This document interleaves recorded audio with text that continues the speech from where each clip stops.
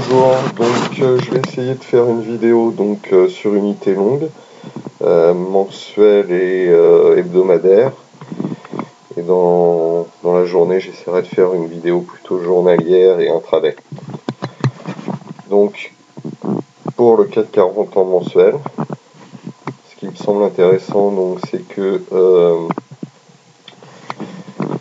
nous sommes ici maintenant dans une zone qui correspond donc au Bollinger supérieur mensuel.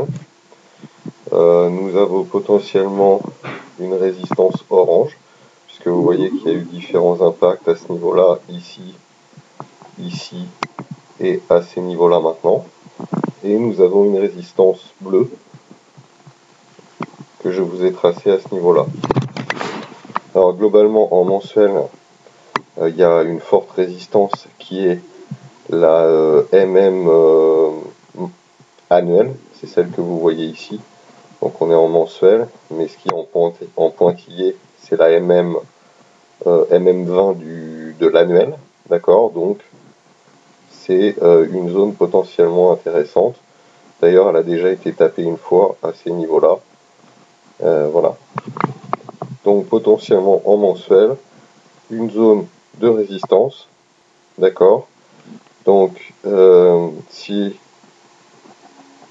pour les bulles, plutôt aller dans cette zone ici.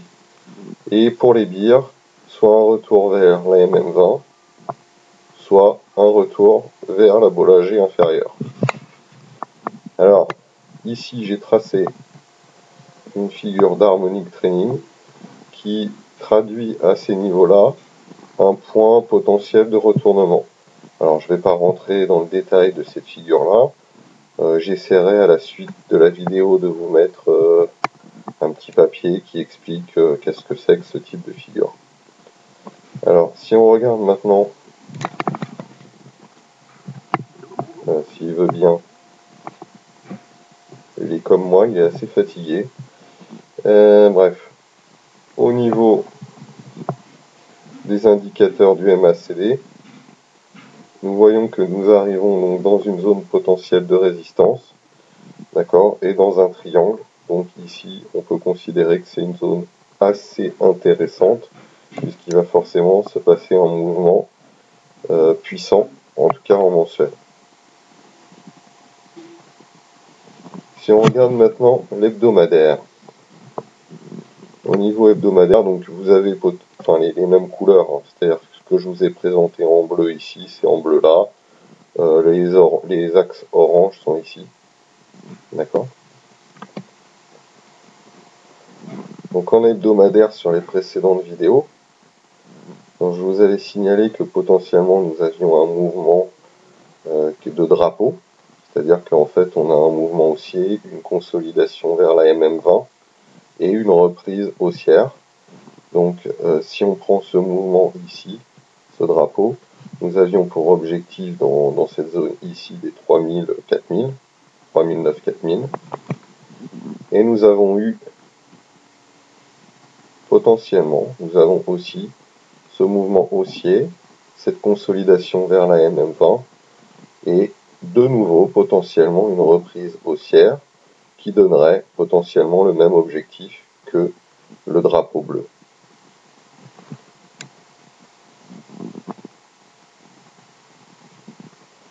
Donc, voyons pareil, donc là effectivement à l'épaisseur du trait nous avons passé la résistance orange et nous sommes maintenant sur la bleue. D'accord, vous pouvez comparer, donc nous sommes sur la bleue, nous avons passé légèrement la orange, et donc nous sommes sur le Bollinger mensuel.